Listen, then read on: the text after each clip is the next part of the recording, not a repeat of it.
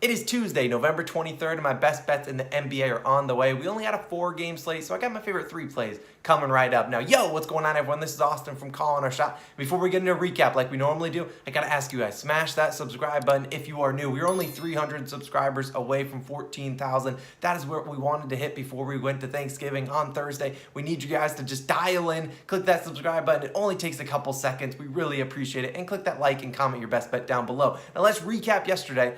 It was a bad day. I won't lie to you. I won't sugarcoat it. It was 3-5, minus 2.22 units, and moving us to 10-7 over the past 3 days. Now, we added a couple plays. Josh Giddey's over in rebounds and assists, cashed that one easily. RJ Hampton over in PRAs, cashed it easily. The home Hawks, they clutched up again. But our losses were probably the most frustrating because 2 of them came in the Bucks blowout. We had Giannis's over in PRAs, Chris Middleton's over in rebounds and assists. Yeah, they had no chance. They're up by 70 points the whole game. Not really. Only 40. What can you do? Now, our best bet of the day, Bradley Beal, comes 2 PRAs short, and he shoots 5 for 18. If he shoots any better, he makes one of those. Goes 6 for 18, which is still terrible, 33%. We still hit that prop, but what can you do about that? And that culminated, and we had the Sixers-Kings game that they scored 12 points in the fourth quarter, the Kings did, and that they were on pace for the over. No chance in heck. But the most frustrating, Jonas Valanciunas. And I will take an oath.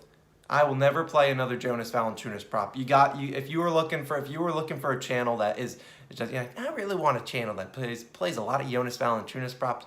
Now, this is probably not the right place for you. Every time I pick his prop, boom, foul trouble. 2 minutes in, 2 fouls. Boom, boom, boom. I think he played like 19 minutes last night. Of course, his backup, Willie Hernan-Gomez, basically hits his over for him. He has 22 points and like 11 rebounds or something.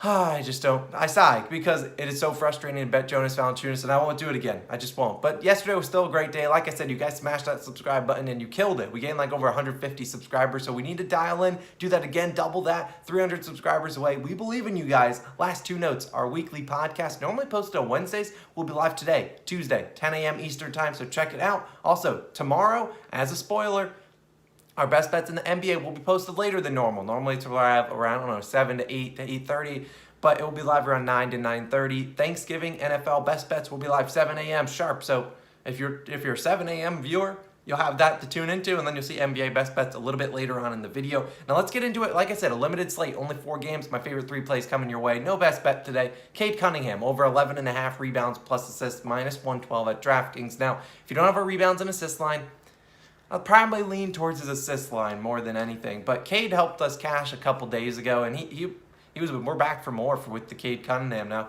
Cunningham has a tougher matchup than he did the first time we picked him, but I still think he can get it done. Now, he's playing the Heat instead of the Lakers, and like I said, we picked his PRA over against the Lakers. Yeah, boom, first career triple-double, 12 rebounds and 10 assists on that one. And this is a young guy, so you got to imagine, he gets his first taste of a triple-double. I don't know, this guy could be trying to go on a run in triple-doubles, and wouldn't be surprised. He's trying to get that Rookie of the Year award. Now, Cade has cashed this line in 4 straight games. Obviously, he had 22 in the last game against the Lakers, but then 12, 14, and 16, and the main guy that handles the ball with him, Killian Hayes, is out, and Killian Hayes was out last game, which is likely why I would lean towards his assist line today, because Killian Hayes will again be out today, and I believe tomorrow as well when they play again. Now, Cade's going to have the ball in his hands a little bit more than usual, and I think volume alone will help him get over this line. Now, over his last 4 games, he's averaging 13.3 rebound chances per game, 12.8 assist chances per game, over 26 opportunities for these rebounds and assists, and all we're needing is 12 to cash this. Now, suddenly, Cade Cunningham, that 13.3 rebound chances, second on the team. Who was first over these last 4 games? Isaiah Stewart, Beef Stew, and I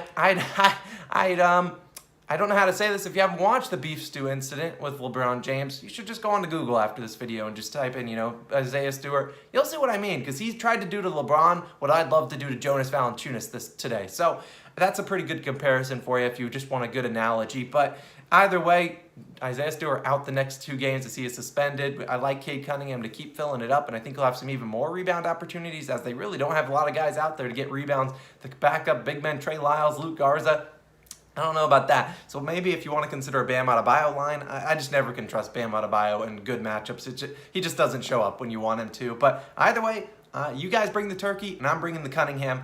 I don't know why I say these things. Let's move on. I'm so sorry if you're a new viewer. Let's move on. And we're going back to the well because this is a limited slate. But we can always count on someone. Mr. Eric Bledsoe, under 9.5 points, minus 110 on DraftKings. Now, Bledsoe, he went on a bit of a scoring rampage over a 5-game stretch, hitting this over pretty consistently. But he's back. and he's better than ever. Now, over his last 3 games, he scored 4, 7, and 2 points. And that 2 points came against today's opponent, again, the Dallas Mavericks. Now, in that game, Bledsoe played 26 minutes. Yeah, he attempted a big 4 shots. So, Bledsoe, now, I got to say, Bledsoe, is he capable of hitting this line? Absolutely. I mean, he's an NBA player. It's 9.5 points. Like, it's not asking. Royce O'Neal hits this line sometimes. But he's also the 4th option on offense. You got Paul George firing it up 26 times a game. Reggie Jackson says, I want some shot attempts too. And then you got Zubac, you got Terrence Mann, you got Luke Kennard coming off the bench. All these guys love to fire up the ball. And you get Eric Bledsoe, sometimes it's just, hey man, sorry, you're out of luck. No more shot attempts for you. But that's in the first game between these two teams, it was a very low scoring matchup. And I can't imagine that changes today, as the Clippers really don't have a lot of offensive weapons,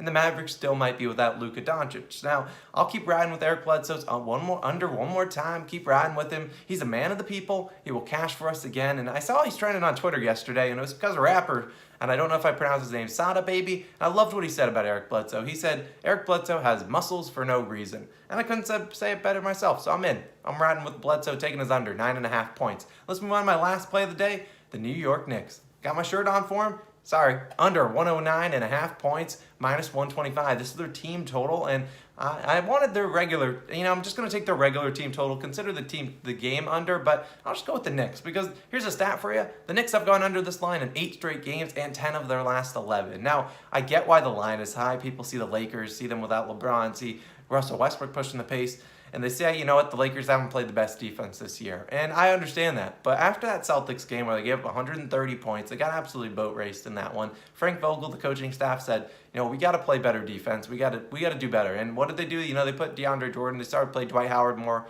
And it didn't really necessarily work. They gave up 116 points to the Pistons. But after that Isaiah Stewart incident, I just have a feeling it brings together this Lakers team, and they start to lock in on the defensive end. That's exactly what they did to the Pistons in the 4th quarter, limiting them to just 17 points. And they really just kind of clamped up, and they came back and won that game. And now, I do think their defense will step up today with Anthony Davis, DeAndre Jordan, and Dwight Howard. I think, it'll be tougher to score in the paint against them. And on the other side, the Knicks offense, like I just said, has not scored over this line in 8 straight games, and that includes a very bad defensive matchup, very good offensive matchup against the Orlando Magic, who have the worst defensive rating in the NBA. Currently, the Lakers are sitting at 20th. And so you look at it, the Knicks starting lineup is completely in shambles. You got Julius Randle, who's in a revenge game today against the Lakers, which by law means he has to fire up 15 bricks, 15 idiotic shots all night that are probably like a 12% chance of going in. RJ Barrett can't buy a bucket. Evan Fournier is a walk-in brick. Kemba Walker he plays like 3 minutes a game because he just stinks. He'll probably have a good game tonight per usual, but Derrick Rose, Obi Toppin, Alec Burks, the only guys off the bench that are really scoring the ball for the Knicks. And this over-under, I'd like it, 109.5 points. I can't count on the Knicks to drop 110. It would take the Lakers literally just letting them do whatever they wanted. They're at home. I think the Lakers and Knicks, I think we should see a lower scoring games. And so I'm probably asking Evan Fournier to go 7 for 7 from 3 tonight and just absolutely ruin me. But I'd like the Knicks team total under 109.5 points. Really, like I said, their second unit is the team that is doing much better. And I can't count on those starters to score points. I just can't. Sorry. If you watch the Knicks game, you'll understand what I mean. They've been absolutely terrible. But that will wrap up the video. Those are my 3 best bets. I'll recap them right here. We had the Knicks team total under 109.5. We had Eric Bledsoe under 9.5 points. And then we had, of course, Cade Cunningham over 11.5 rebounds and assists. Now, 2 last notes for you guys, just as a reminder.